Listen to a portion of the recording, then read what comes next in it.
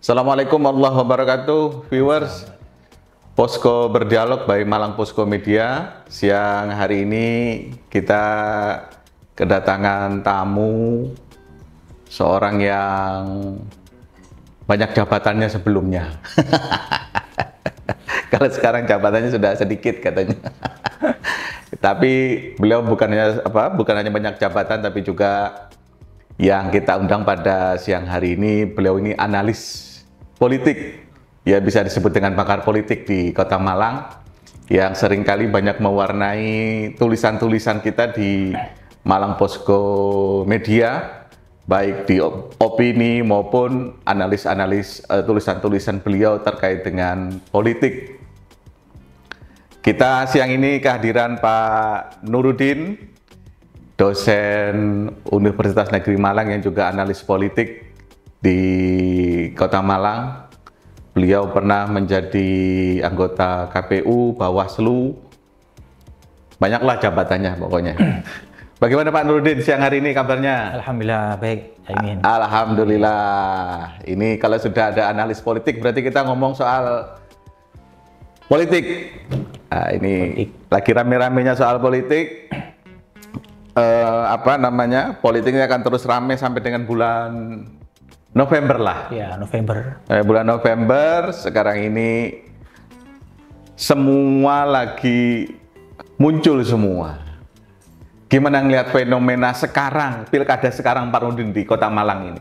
Dengan banyaknya gambar. Ya. Kita belum ngomong calon ini, ya. Banyaknya gambar di jalanan ini. Ya, baik. Assalamualaikum warahmatullahi wabarakatuh. Waalaikumsalam warahmatullahi wabarakatuh. Jadi memang pilkada kali ini menarik dibanding pilkada sebelumnya. Betul. Karena meskipun tahapan pendaftaran calon perseorangan sudah lewat gitu. Betul. Di bulan Mei. Ya. Terakhir tanggal 12 Mei. Ya, dan ada satu calon yaitu HC yang sudah dalam proses verifikasi. Yang lolos. Ya, yang mendaftar kan dua pasangan. Ya, yang lolos. Yang satu tahap awal kan ini tahap satu awal. ya sih. Tapi masih bertebaran beberapa gambar-gambar di pinggir-pinggir jalan gitu. Nah, meskipun kalau kita lihat mereka ini kira-kira mau nyalonkan lihat partai apa kan gitu. Nah, itu. Karena kalau calon independen kan sudah nggak mungkin lagi. Betul. Nah, sehingga kalau menurut saya begini, Caimin, pilkada kali ini menarik karena konstelasi politik hasil pemilu 2024 ini kan berbeda ya, berubah. Ya. PDIP misalnya meskipun dia menang gitu, tapi kan mengalami penurunan jumlah kursi dari 13 tapi 9. PDIP masih bisa mencalonkan sendiri. Masih bisa kalau berdasarkan undang-undang pemilu syarat minimal kan 20%. Ya, dan sudah itu kan 9 kursi. Nah, disusul partai PKB 8 kursi yang harus berkoalisi dengan partai lain gitu. Nah, yang menarik sebetulnya adalah pertarungan partai yang level berikutnya ini, yaitu antara partai Gerindra, ya, PKS, Gerindra dan Golkar, yang sampai sekarang memang belum terlihat. Ya, belum terlihat. Nah, kalau misalnya ada sekarang muncul beberapa gambar itu, memang prediksi saya itu kan hanya cek ombak saja gitu. Cek ombak saja. Belum tentu mereka nanti maju dalam kontestasi pilkada gitu. Karena sekarang biasanya lagi masa tahap survei sekarang ini ya. Tahap survei gitu. Tahap survei. Sehingga mereka menggembur banyak gambar-gambar di jalan agar semakin dikenal oleh masyarakat. Ya, karena memang pilkada itu dalam setiap kontestasi kan memang faktor figur. Betul, faktor figur. Sehingga paling tidak kan keterkenalan dulu yang akan ditentukan. Nah, poin yang kedua menarik adalah kalau kita lihat pilkada ke belakang, 2 kali ke belakang, memang di Malang ini unik karena partai politik pemenang pemilu itu kan tidak selalu kemudian menang pilkada. Pemilu 2 terakhir ini kan PDI Perjuangan yang memenangkan pemilu legislatif. Betul, tapi di pilkada kan kalah gitu. Nah, ini uniknya di situ. Bahkan sampai sekarang memang saya melihat ada kegalauan dari PDI Perjuangan yang mungkin kalau saya lihat dari sisi figur memang belum ada figur yang menonjol yang untuk diusung di pilkada Kota Malang. Nah, itu. Belum terlihat ya? Belum terlihat gambar satu pun dari kader PDIP. tapi sudah muncul di pemberitaan Posko Media, ya, kan gitu. Betul. Sudah muncul. Kalau gitu. pemberitaan sudah muncul. Ya, meskipun saya lihat pemberitaan hari ini misalnya di Posko Media, kalau menurut saya justru figur yang muncul, yang dimunculkan di Partai PD Perjuangan maupun Gerindra, saya yakin tidak itu gitu. Ya. Pasti ada calon lain gitu. Nah, cuman kelemahannya adalah begini, saya lihat problem kita pilkada, dalam setiap pilkada ini, partai politik itu kan memunculkan calon itu kan didasarkan pada elektabilitas. Yap. Jadi saya melihat kelemahannya di situ. Padahal harusnya partai politik harus berani memunculkan calon dari kadernya. Dari kadernya sendiri. Persoalan kalah menang itu persoalan biasa. Persoalan biasa. Ya, kita tahu bahwa Bu Hovifah misalnya pilkada Jatim, ya, itu kan dia bertarung 3 kali baru menang, apa gitu. Betul. Pak Dekarwo 2 kali, baru menang terakhir. Menang, gitu. Yang ketiga kali. Ketiga kali, ketika lawan Gusipul dan Putih baru menang. Jadi memang tidak semudah itu. Ya. Jadi harusnya mereka siapapun itu selama kader terbaik ya dimunculkan saja, karena publik itu kan harus tahu dan kenal dulu kan. Karena di partai politik ada kawah candra di mukanya. Ya, betul. Ya. Kader partai untuk bisa merebut kekuasaan. Ya, betul. Jadi selama ini partai-partai itu kan dianggap lemah karena hanya sebagai perahu saja gitu, kendaraan saja politik. Sementara kader yang betul-betul asli seringkali tidak mendapatkan rekom. Ya. Nah, itu yang sebetulnya saya tantang partai-partai yang ada sekarang itu, PD Perjuangan untuk memunculkan kadernya. Untuk memunculkan kadernya, misalnya partai PD Perjuangan katakanlah begitu kan, kemudian partai PKS, Gerindra. Betul. PKS sudah banyak bertebaran kader-kadernya ini. Ya, tapi kita tidak tahu apakah itu hanya sekedar cek ombak atau memang serius maju. Kalau itu serius maju, apakah yang dibidik oleh N1 atau N2? N2, betul. Itu. Ya, kalau ngelihat sekarang kayak di PKS ada 4 kadernya yang maju, yang masang gambar. Nggak tahu nanti ini masih berangkat dari cek ombak atau gimana. Ada juga di PKB, kemudian ada yang lain. Nah, sekarang yang unik sekarang kan banyak orang-orang baru yang selama ini belum kita track record rekam jejaknya itu belum tahu. Kadang kita sendiri, loh ini siapa? Loh ini siapa? Tapi mereka sudah berani untuk maju. Nah, fenomena kayak begini gimana nih, Mas?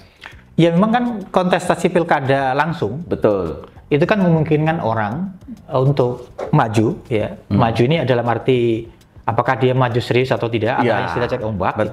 Gitu. Atau hanya untuk melengkapi kurikulum vitae. Bisa jadi itu. Tapi paling tidak kan mereka niat baiknya harus ditata dulu. Betul. Bagaimana untuk memberikan kontribusi positif bagi Kota Malang, itu kan paling penting sebenarnya. Ya. Nah, itu kan.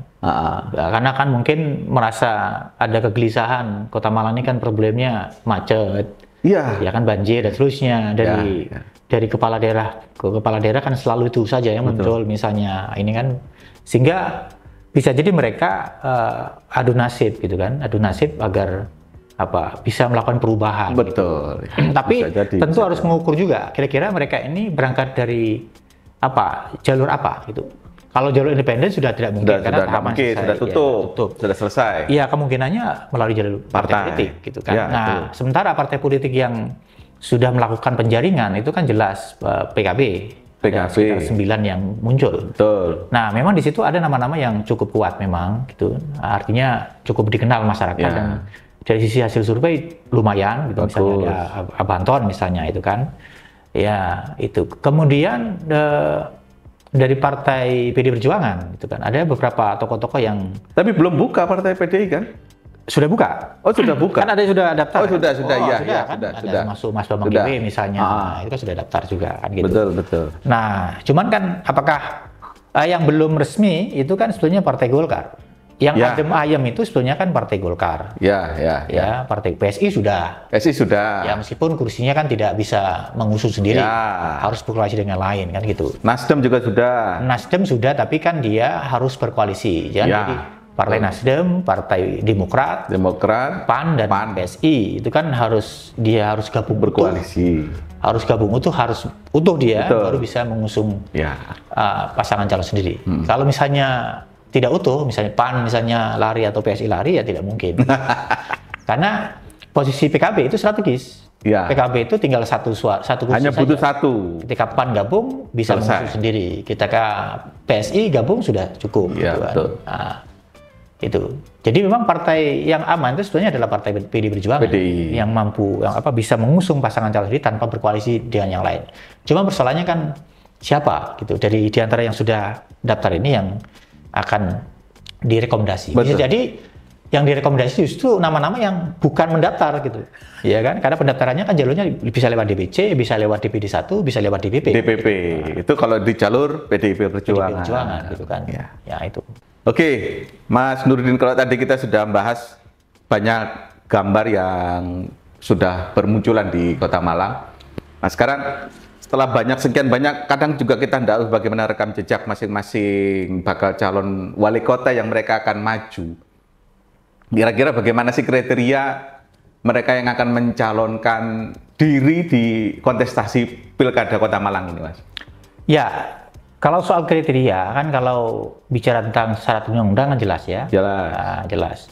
Tapi kriteria yang perlu sebetulnya adalah bagaimana calon kepala daerah ke depan itu mampu menyelesaikan problem-problem PR Kota Malang yang masih pekerjaan rumah banyak, mulai dari persoalan banjir misalnya. Betul. Meskipun sudah ada pemetaan titik banjir di mana saja, itu. Ya, tapi sudah kan, ada roadmap. Iya, katanya sudah ada roadmapnya dan seterusnya. Tapi realisasinya seperti apa gitu? Ya. Ada jacking misalnya program itu kan? Zamannya Pak Penny dulu itu. Ya. Sampai sekarang belum selesai. Tidak selesai. Jadi itu. Jadi kuncinya sebetulnya adalah selain tadi memahami, ya mereka harus mampu mengidentifikasi dan memetakan problem persoalan di Malang. Betul. Ya, mulai dari banjir, persoalan kemacetan, persoalan kekumuhan Kota Malang, kota kumuh, stunting masih tinggi, masih tinggi. Kemudian kelima adalah persoalan pembangunan di Kota Malang yang terhenti, yang nggak jelas, misalnya perlu ditata. Pasar besar, pasar Belimbing, betul. Pasar Gadang yang perlu ditata juga. Itu ya. PR sudah. Ya lama. Cek lama itu. Jadi itu sebenarnya persyaratan yang pertama itu, jadi mampu mengidentifikasi, memetakan problem pembangunan di Kota Malang. Ya. Yang kedua adalah kepala daerah yang berani sebetulnya mengambil kebijakan. Ya. Apa yang harus dilakukan? Misalnya ketika banjir, kan tadi sudah ada pemetaan. Banjir kan sudah ada roadmap macam-macam. Tapi kira-kira apa yang mau dieksekusi ini? Gitu. Nah, ya. Misalnya persoalan macet. Tidak bisa Malang itu macet itu hanya dibuat kemudian satu jalur rekayasa satu arah misalnya, karena itu kan sudah pernah dicoba di eranya Banton. Betul. Gitu. Tapi kan banyak rekayasa sudah dilakukan. Tapi kan akhirnya kan berujung pada memindahkan satu titik kemacetan ke titik yang lain. Gitu. Betul. Jadi itu. Sehingga kalau menurut saya, kalau bicara tentang kemacetan di Malang, memang harus bicara tentang kepala daerah Malang Raya ini harus duduk bersama. Membangun konektivitas. Betul. Malang Raya ini mau diapakan? Aspek transportasinya misalnya, ini kan perlu. Karena Malang ini kan tidak ada tempat wisata, tapi menjadi tujuan arus wisata ke Batu misalnya. Ya kan? Kabupaten Malang, pantai, kan masuk Kota Malang. Sehingga ke sini. Makanya perlu dirancang tadi konektivitas transportasi di Malang Raya ini untuk menghubungkan, termasuk wisata. Termasuk mungkin aspek pendidikan. Zonasi itu kan bagi wilayah Kota Malang yang pinggir dan kabupaten pinggir itu kan juga menjadi problem tersendiri. Zonasi ini ya. Apalagi sekarang lagi musimnya PPDB ini. Maka tentu kepala daerah ke depan harus mampu dalam benaknya sudah punya paham apa yang mau dilakukan. Jadi bukan hanya sekedar tebar pesona, masang gambar-gambar di beberapa sudut kota yang ya mungkin dalam batas tentu orang merasa terganggu juga ini siapa gitu kan. Nah, jadi keberanian mereka untuk mengambil kebijakan apa yang harus dilakukan ya. Di samping yang ketiga dan menurut saya adalah kepala daerah yang tentu memahami tadi dan melakukan inovasi. Misalnya mohon maaf di Kota Malang ini kan sejak lama persoalan PKL. Itu sejak lama dulu kan mulai diobrak-abrik itu udah lama sejak zamannya saya Pak Yitno, Susanto. Setiap zaman wali kota selalu ada begitu. Nah, tetapi kan bagaimana mindset kepala daerah itu kemudian PKL itu ditata, dilakukan penataan, maka pendekatannya harus humanis juga. Ya. Jadi misalnya mohon maaf, begitu Satpol PP melakukan penertiban, ya kan, yang di tempat yang sesuai perda atau perwal yang tidak boleh misalnya, maka dinas terkait lainnya juga harus mengambil alih ini. Kira-kira ini mau ditata menyiapkan di mana? Iya, kan gitu. Sehingga ini nanti bisa menjadi wisata kuliner misalnya ditata seperti Jogja ketika Malioboro dibersihkan kan dipindahkan ke teras, ya. Teras Malioboro. Ada teras Malioboro, terus ada tempat lain juga begitu. Di tempat-tempat lain itu begitu. Sehingga nanti ada solusi. Ada solusinya gitu.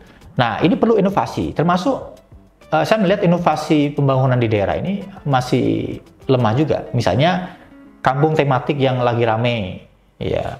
Dulu rame, sekarang sepi. Tematik di Malang ini kan banyak sebetulnya kan. Iya. Tapi hanya di launching saja gitu kan. Tapi setelah itu keberlanjutannya, ya kan. Keberlanjutan. Maka dibutuhkan memang selain inisiasi dari masyarakat untuk mengembangkan itu, memang ya pemerintah harus support. Iya, dukungan dari pemerintah daerah. Iya, kan karena kampung tematik itu kan awalnya dari semangatnya masyarakat untuk menjadikan kampungnya tematik. Nah, itu harusnya ditangkap oleh pemerintah. Iya, betul. Nah, berangkat dari itu tadi sebetulnya kampung tematik itu harus berangkat dari potensi. Ya, potensi masing-masing daerah. Potensi masyarakat itu apa? Ya, sehingga kalau kemarin ada penghargaan misalnya kampung tematiknya PPT. Sanan masuk kan? Oh, Sanan masuk. Karena memang potensinya keripik tempe ada gitu kan. Terus seni kampung seni budaya Polowijen. Karena memang di situ kan selain ada potensi, ada masyarakat yang menggerakkan, ya kan Ki Demang Isa itu kan gitu. Nah, ini di tempat lain begitu. Nah, harus begitu. Jadi yang sekarang macet ini Kampung Topeng. Kampung Seribu Topeng. Oh iya, yang dulu digagas oleh Abah Anton. Bersama Bu Khofifah saat itu karena untuk menampung mereka yang di jalan agar mereka punya rumah, mereka punya skill gitu. Kemudian setelah itu hilang, tidak dirumat lagi. Nah, problem kelima yang tadi saya singgung tadi, syarat wali kota ke depan itu adalah menjaga kesinambungan pembangunan. Nah, itu yang penting. Itu. Kenapa? Jangan sampai menghilangkan. Iya, terputus. Kayak tadi misalnya Topeng tadi, itu kan sebenarnya harus berkesinambungan. Jangan kemudian kepala daerah itu kemudian, oh ini saya tidak suka dengan kemarin, nggak cocok. Tapi kemudian kalau sudah ada ini dilanjutkan. Ya kan ada itu misalnya mulai dari Islamic Center ya yang tidak fungsikan gitu kan, ada banyak rusun yang tidak kan begitu. Betul. Nah, harusnya itu dilanjutkan gitu ya. Termasuk tadi Kampung Topeng itu kan. Betul. Nah, itu perlu dikembangkan lagi, jangan sampai kemudian hanya launching di awal tapi kesinambungannya tidak ada. Kesinambungannya nggak ada. Ada Kampung Putih, ada Kampung Keramat. Ya, Kampung Keramat. Ya, itu pun juga terhenti. Iya, Kampung Keramat itu sudah bagus, punya museum, punya makam yang Habib, tapi ini. Padahal tingkat ziarahnya orang ke makam Kasim itu kan luar biasa tingginya. Tapi masyarakat tidak mendapatkan yang bagus. Nah, itu. Jadi itu butuh dukungan dari pemerintah daerah. Nah, syarat kelima tentu 6 ya, leadership memang. Karena untuk menggerakkan kayak tadi misalnya ketika bicara tentang penertiban PKL itu kan tidak hanya sekedar tanggung jawabnya Satpol PP. Tapi ada OPD lain, Koprindak yang harus memberdayakan itu kan gitu. Ketika bicara tentang tadi kampung tematik misalnya, ini bukan hanya perencanaannya Bapeda, tapi ada perangkat daerah yang mengambil misalnya dinas pariwisatanya jalan misalnya, kan ada itu. Diskopindaknya. Diskopindaknya jalan untuk potensi UMKM-nya kan gitu. Sehingga ini jalan gitu. Jadi di satu titik ketika kita mengembangkan kampung tematik itu bukan hanya menciptakan kampung tematik, tapi efeknya ada. Iya, dampaknya itu ya. Dampak ekonomi ikutannya, ekonominya, UMKM-nya bergerak gitu kan. Dan itu potensi masyarakat bisa digerakkan semua. Ya. Nah, kritik saya memang selama ini itu kan tidak banyak. Misalnya, mohon maaf nih, ketika heritage yang lagi-lagi rame, misalnya yang sekarang lagi rame itu, sekarang pertanyaannya efek bagi masyarakat secara umum itu apa selain kemacetan? Kira-kira umum heritage itu yang menikmati siapa saja gitu? Depan apa belakang, gitu. Depan apa dalam. Ya, sehingga kalau dibandingkan dengan arah pengembangan kampung wisata yang lain yang bisa mendapatkan pendapatan sendiri dari si kelurahan itu, bahkan bisa menyumbangkan di satu desa itu bisa kampung tematik itu bisa dikembangkan, itu bahkan untuk masyarakat desa gitu. Bahkan ada satu desa yang dia bisa memberikan beasiswa kepada satu sarjana satu kakak kepada warganya, ya itu didasarkan pada satu potensi wisata air gitu. Oh iya. Nah itu luar biasa. Nah di Malang kan belum mengarah ke sana.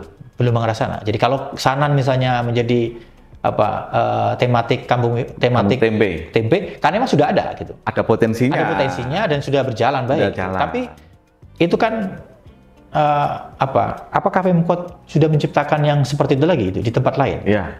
Sentra-sentra. Kayak Klaseman. Ya, kan kita ini banyak. Ya, kan kita ini ada banyak kan itu. Ya. Ada sentra-sentra mebel kemirahan. Ada sentra keramik di Noyo. Ada keramik di Noyo itu sudah. Ya, Panjaitan juga segala macam itu. Iya. Kan? Itu kan. Karambah itu. Nah, ini kan tidak dikembangkan. Betul. Nah, maka disitulah sebetulnya peran leadership kepala daerah untuk menggerakkan perangkat daerah untuk bersinergi membangun itu. Gitu. Karena kalau tanpa itu, Pak, sulit, Pak. Sulit, betul. Sehingga perangkat daerah hanya parsial saja. Oh, ini dinas ini, oh ini. Padahal intervensinya urusan wajib, urusan sunnah, selesai. Betul.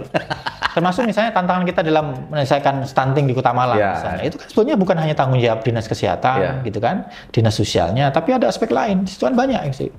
Dinas pertaniannya misalnya. Itu kan bisa untuk ketahanan pangan misalnya, gitu kan. Cross cutting. Iya, cross cuttingnya memang sudah ada, tapi apakah itu jalan dan sudah tepat gitu. Itu. Nah, yang kalau menurut saya yang terakhir, Pak, yang ketujuh, kepala daerah ke depan ini memang harus berani ya mengatakan tidak dan komitmennya kuat pada politik anggaran. Karena apa? Karena ada instrumen vokir yang diperankan oleh DPRD. Nah, ketika vokir itu misalnya tidak sesuai dengan restra perangkat daerah dan tidak menyelesaikan aspek pembangunan daerah, saya kira kepala daerah harus berani menolak itu. Gitu. Berani nggak gitu politik anggaran yang itu? Tapi ada satu syarat lagi yang wajib. Apa itu? Dimiliki oleh kriteria calon kepala daerah. Finansial. Tentu kalau itu adalah aspek kontestasinya. Karena sekarang di era kontestasi langsung ini, kepala daerah tidak hanya cukup populer saja, modal sosial tidak cukup, tapi modal finansial, iya isi tas kan begitu. Isi tas itu penting. Nah, gitu. Ini modal isi tas. Oke, kita sambung di berikutnya. Oke, viewers, kita lanjutkan lagi di obrolan kita yang paling menarik. Kalau tadi kita sudah ngomong bagaimana banyaknya gambar-gambar di jalan yang akan maju, kemudian tadi kita sudah ngomong bagaimana kriteria. Sekarang kita akan ngomong bagaimana pemetaannya sudah dilakukan oleh beliaunya. Karena beliau ini seringkali melakukan pemetaan ini. Pemetaannya itu dari setiap pilkada juga ya nggak jauh-jauh amat lah dari hasilnya. Karena ini juga pilkada Kota Malang saat ini juga agak unik karenanya. Calonnya banyak, yang maju, yang lihat sekarang tuh calonnya banyak, yang gambar-gambarnya. Kalau lihat calonnya banyak, kita teringat di 2013. 2013 itu calonnya ada 6 pasang. Calon independen satu ya? Calon independennya satu apa dua itu? Satu ya? Mas Dwi itu ya? Dwi sama Gusdin. Mas Dwi sampai Gusdin. Kemudian di 2018 ada 3 pasangan calon. Yang 2 nggak bisa jalan, tinggal hanya 1. Ya.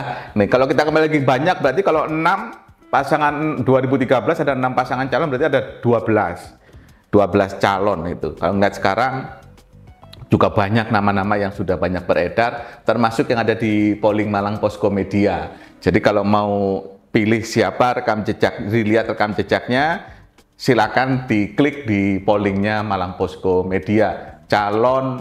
Baik calon wali kota Malang, baik calon wali kota Batu maupun calon bupati Malang. Tapi kalau sekarang kita ngomong masalah pilkada Kota Malang terlebih dahulu. Gimana pemetaan Pak Nurudin yang sudah dilakukan terkait dengan nama-nama yang sudah banyak beredar saat ini? Ya, kalau dari beberapa nama yang beredar kan sebetulnya yang paling populer ya namanya itu kan tentu mantan wali kota Malang sebelumnya Abang Anton itu kan masih cukup kuat sebetulnya kan karena ada punya basis massa yang sangat fanatik ya, terutama massa Nahdliyin NU. Yang kedua tentu mantan wali kota sebelumnya lagi ya, Pak Setiaji.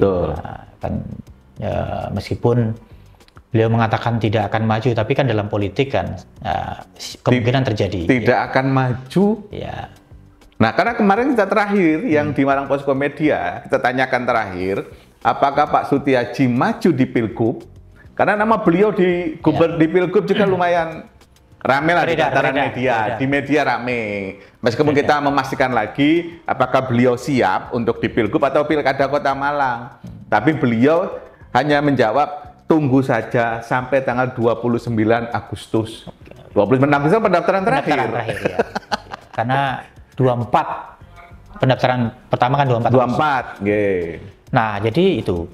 Nah, yang ketiga tentu kalau mau gini, ini potensi yang cukup kuat sebenarnya kalau beliau berkeinginan maju ya PJ ini sebetulnya. PJ ini kan cukup kuat juga. Oh ya, Pak Wahyu ya. Pak Hidayat kan cukup kuat juga gitu kan. Cuma persoalannya partai apa yang mengusung. Ini kan menjadi karena kan beliau kan bukan mantan birokrat kan begitu. Tapi kalau ngelihat statementnya Mendagri, dia punya tinggal waktu 1 bulan. Karena siapapun PJ yang akan maju akan diganti di bulan Juli.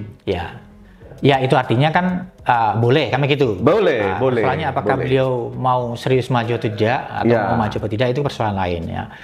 Nah, yang berikutnya tentu potensi yang cukup besar adalah ketua-ketua partai.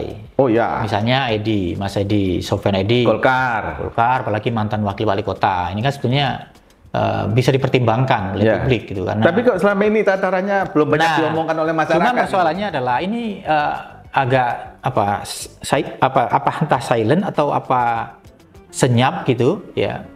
Ini mungkin bisa jadi karena faktor Golkar tidak bisa mengusung calon sendiri tanpa berkoalisi di yang lain. Sementara yang sudah ramai di media itu kan Abah Anton selain sudah mendaftar ke PKB, ini kan sudah mendaftar ke fraksi Damai ya.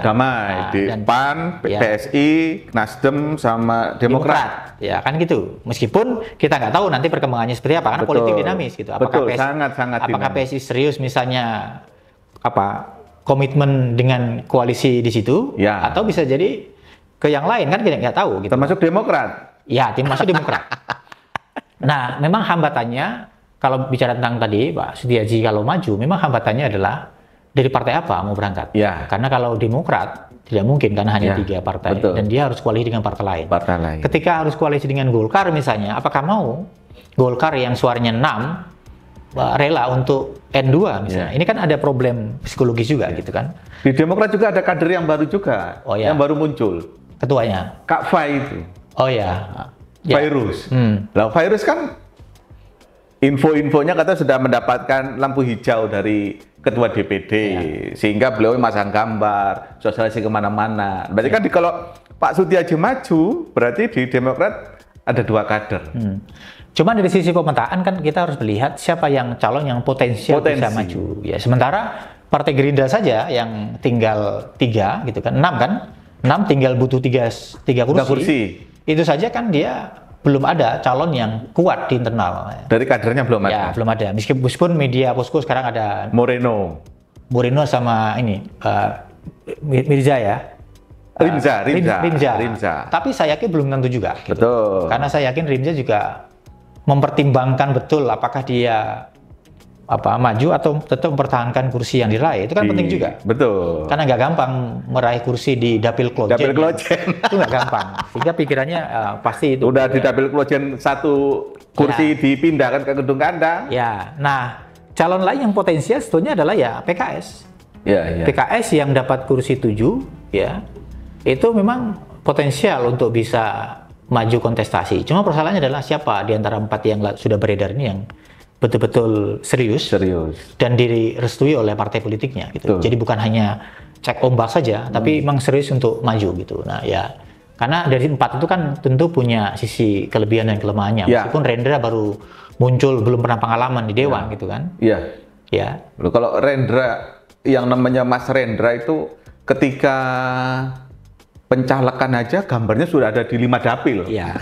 Ya karena memang kekuatan finansial itu penting. Sangat penting. Kontestasi pilkada sekarang ini memang bukan hanya popularitas ya, tapi juga isi tas. Nah itu.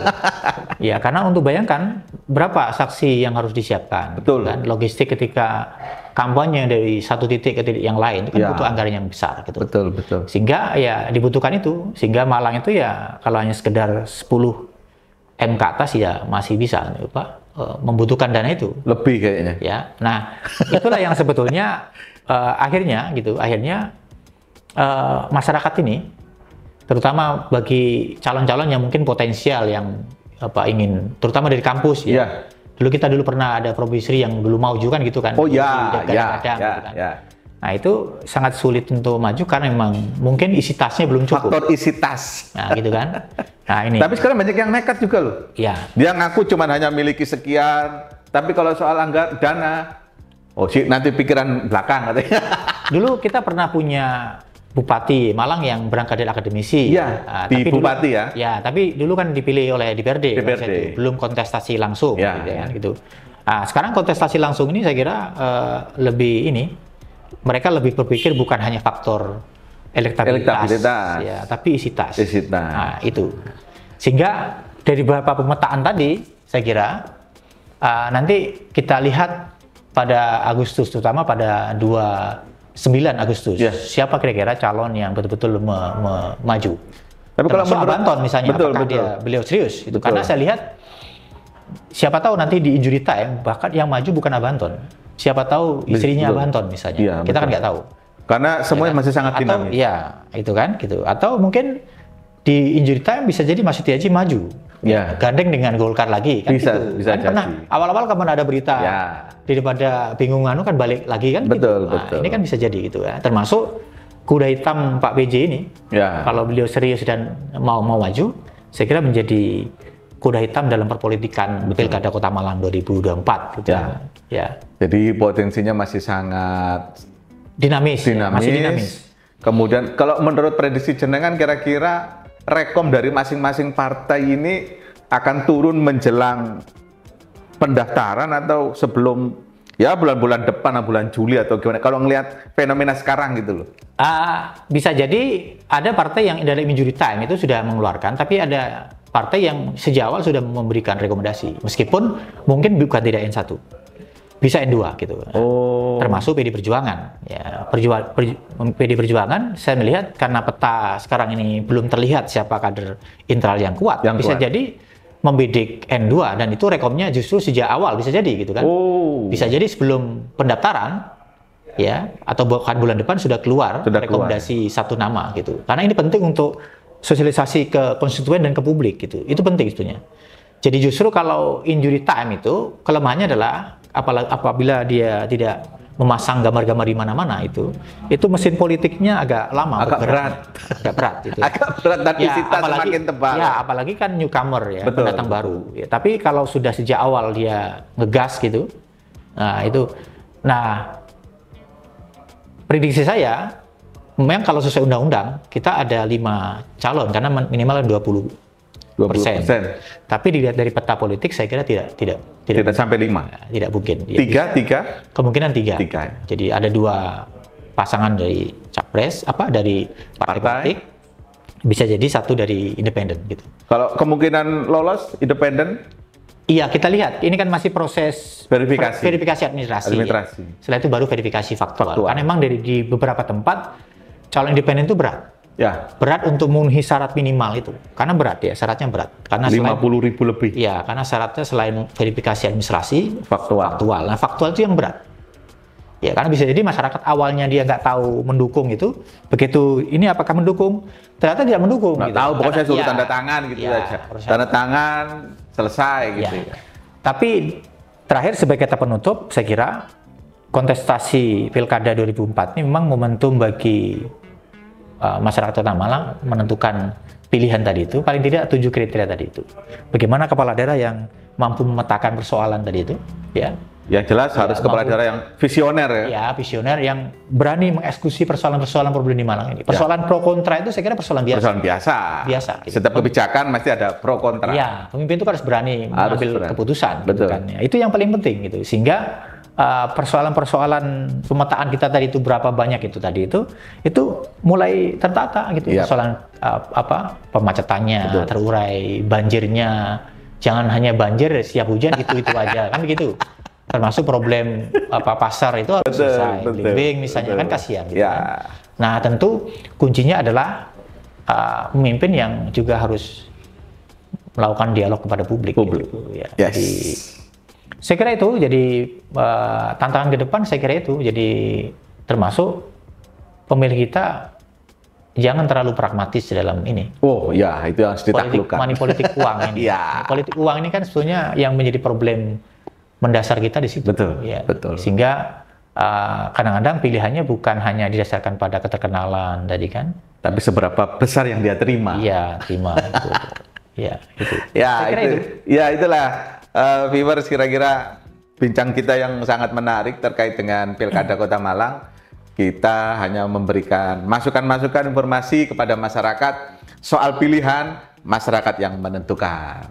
Nah, untuk informasi terkait dengan Pilkada, Malang Posko Media punya halaman rubrikasi Malang Memilih. Di situ kita banyak informasi yang terkait dengan Pilkada dan juga informasi-informasi terkait dengan pelaksanaan Pilkada sampai dengan 27 November. Dan di website Malang Posko Media kita juga punya polling baik untuk Pilkada Kota Malang, Kota Batu, dan Bupati Malang. Mari kita ramaikan polling di Malang Posko Media. Silakan pilih calon pemimpin di Malang Raya sesuai dengan hati nurani semuanya. Siapa yang mau dipilih, silakan cari rekam jejaknya. Terima kasih dari kami, viewers Posko Berdialog by Malang Posko Media. Kami ucapkan terima kasih. Assalamualaikum warahmatullahi wabarakatuh. Waalaikumsalam warahmatullahi wabarakatuh.